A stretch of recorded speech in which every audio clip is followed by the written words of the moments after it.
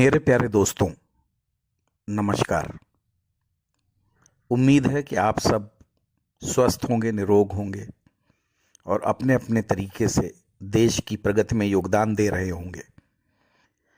दोस्तों, आज मैं एक बड़े विशेष विषय पर आप लोगों से कुछ अपने दिल की बात शेयर करना चाहता हूं। दोस्तों, अभी अतीक अहमद का जो प्रकरण हुआ उसमें आपने देखा कि किस तरीके से अतीक अहमद के ऊपर 100 से ज़्यादा मुकदमे थे और उसने अपने हर इंटरव्यू में कहा कि अगर मेरे ऊपर 100-200 मुकदमे और लग जाएं तो मुझे कोई चिंता नहीं है। साथ ही अब ये बातें निकल के आ रही हैं कि किस तरीके से उसके मामलों में 10 जजों ने अपने आप को रिक्यूज़ कर लिया और उसके मामलों को सुनने से इनकार कर दिया, और जब 11वें जज ने उसके मामले को सुना तो उसे तुरंत बेल दे दी, जिसके बाद उसने चुनाव लड़ा।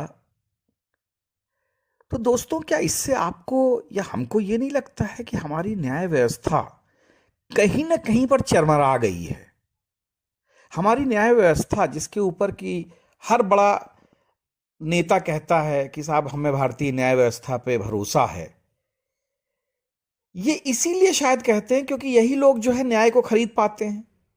कोई भी आम नागरिक इस देश के सिस्टम को, न्याय संविधान पर मुझे लगता है भरोसा नहीं करता है, क्योंकि अगर ऐसा होता तो आज जो अपराधी मारे जा रहे हैं या जिनके घरों पे बुलडोजर चल रहा है, ये जनता इस तरह खुश ना होती। क्योंकि हम में से हर इंसान को लगता है कि अब इस देश की जो न्याय व्यवस्था है वो प्रभावी नहीं है। इस न्याय व्यवस्था को जंग लग चुकी है। जजों की मनमानी और जजों के अपने तरीके से इस पूरे सिस्टम को डील करने से कहीं ना कहीं इस पूरे सिस्टम में क्षरण आया है। इसलिए मेरे मन में बात आई कि क्यों ना आपसे ये हम बात शेयर करें, क्योंकि अगर जनता बुलडोजर चलने पर, इनकाउंटर होने पर खुश हो रही है तो इसका तो सीधा सा मतलब यही है कि जनता को देश की न्याय व्यवस्था पर बिल्कुल भरोसा नहीं है। अब आप समझिए क्यों नेता या बड़े लोग न्याय व्यवस्था की दुहाई देते हैं कि साहब हमें तो न्याय व्यवस्था और इस देश के संविधान में ही भरोसा है। क्यों? क्योंकि संजय दत्त इतने बड़े अपराध को करते हैं लेकिन उनको बहुत ही छोटी सजा मिलती है, और वो भी सजा वो पैरोल पे काट देते हैं।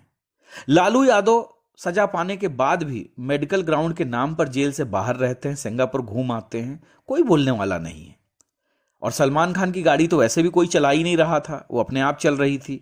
और उनके जो हिरन जो था उसने तो खुद ही राइफल से आत्महत्या कर ली थी। Rana Ayub, the very infamous पत्रकार, उन्होंने 12 करोड़ का घोटाला किया और कोर्ट उनको यह कह के छोड़ देता है कि इस 12 करोड़ के घोटाले के लिए हम महिला को जेल में नहीं रख सकते। वहीं पे एक 50 रुपए के घोटाले के नाम पर एक पोस्टमैन को 10 साल जेल कोर्ट कटवा देता है। रवि तिवारी नाम सुना होगा, 25 साल जेल में काटी, वो भी उस अपराध के लिए जिसमें 1 साल की अधिकतम सजा होती है। आप खुद देखिए, एट्रोसिटी एक्ट, दहेज प्रताड़ना के 95% केस फर्जी होते हैं, फिर भी ये कानून चल रहे हैं। आप ध्यान दीजिए, बेअंत सिंह के हत्यारों को 25 साल हो गए हैं, फांसी नहीं दी गई क्योंकि वोट बैंक का मसला है।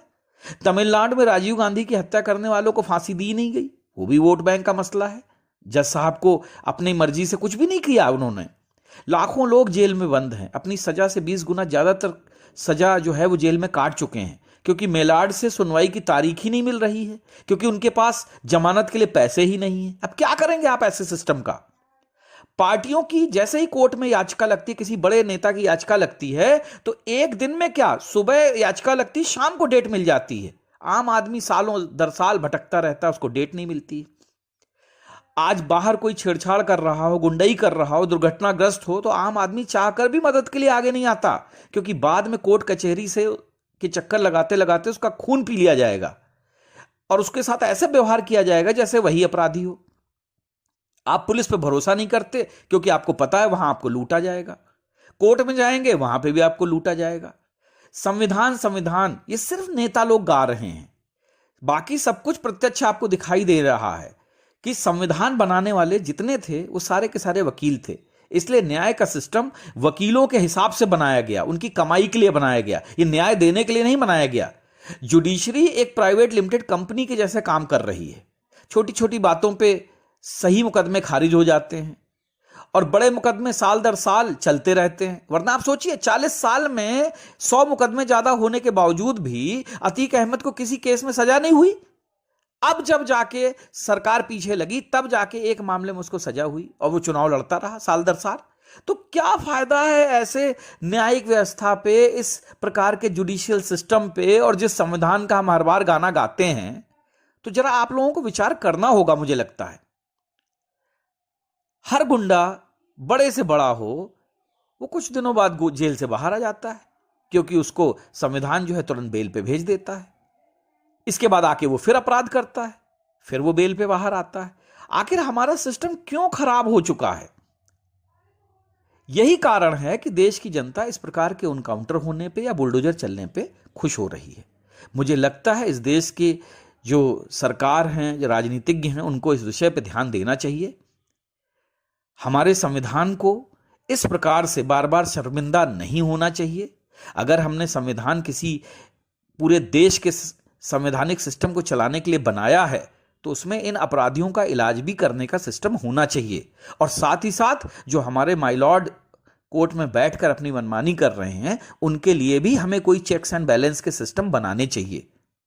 और सबसे बड़ी बात क्या है कि जो एक कॉलेजियम सिस्टम चल रहा है इसको खत्म करना चाहिए, क्योंकि आज सिर्फ एक जज का बेटा ही जज बन रहा है या उसके भाई, भतीजे, चाचा, ताऊ, यही सब वकील बनकर पूरे की पूरी कोर्टों को कंट्रोल कर रहे हैं। तो मेरी आप सभी से निवेदन है कि इस बारे में जरूर विचार करिए और अगर हो सके तो अपने विचार भी हम तक पहुंचाइए। जय हिंद, जय भारत।